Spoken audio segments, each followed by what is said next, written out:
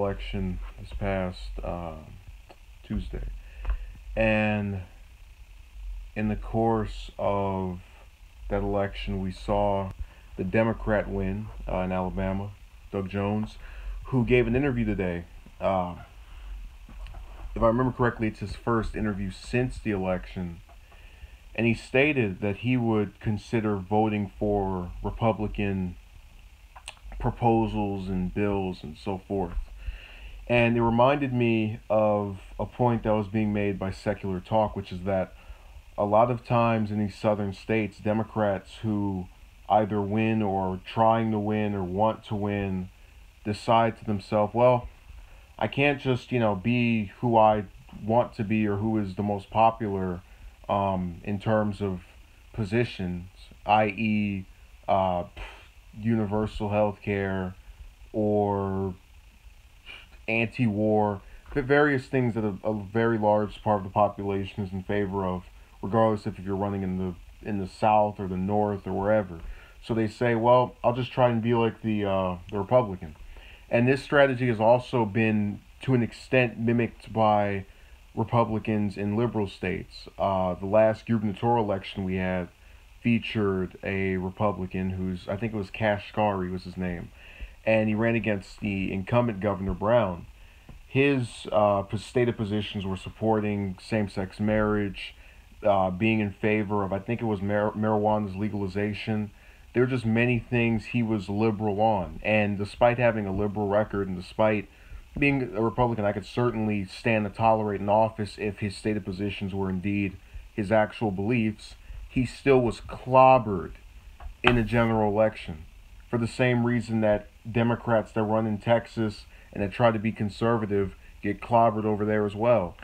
No one wants a copy of what they can have the real version of. Why would you want a bootlegged version of, I don't know, Shrek 3 when you can get the actual copy in Blu-ray of Shrek 3?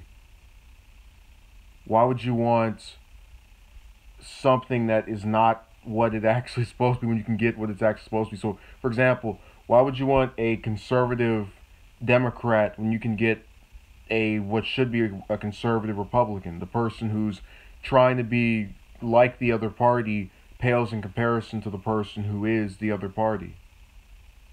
And that's particularly done because people say to themselves, well, that little thing of you trying to appeal to me, that's cute and all, but I've already made up my mind. I'm in favor of this person. And, there's nothing necessarily wrong with that because we all have our party preferences, or we sometimes align more with one than the other. But what needs to be understood by a lot of these politicians is that you cannot say and do anything to get elected. And if your positions are so much in line with the other party, then just go and join the other party.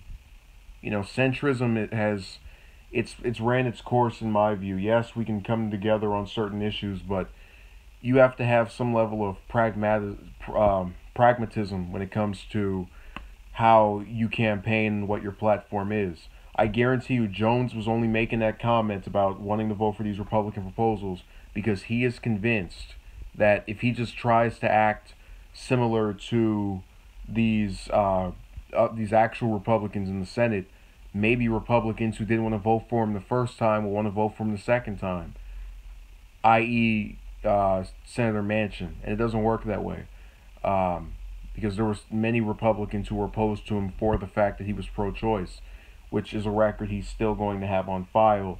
And I can guarantee, based off of their refusal to back him over that one issue, that they will not be swayed differently in three months or 3 years or however long until the next election is.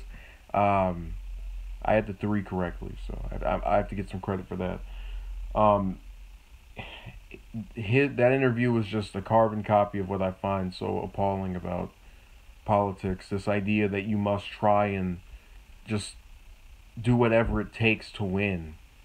And I get that people don't like losing, but there are certain strategies that just don't work, and we've seen them not work over and over again. People just keep trying to pull them out and attempting to make it seem interesting. It doesn't work.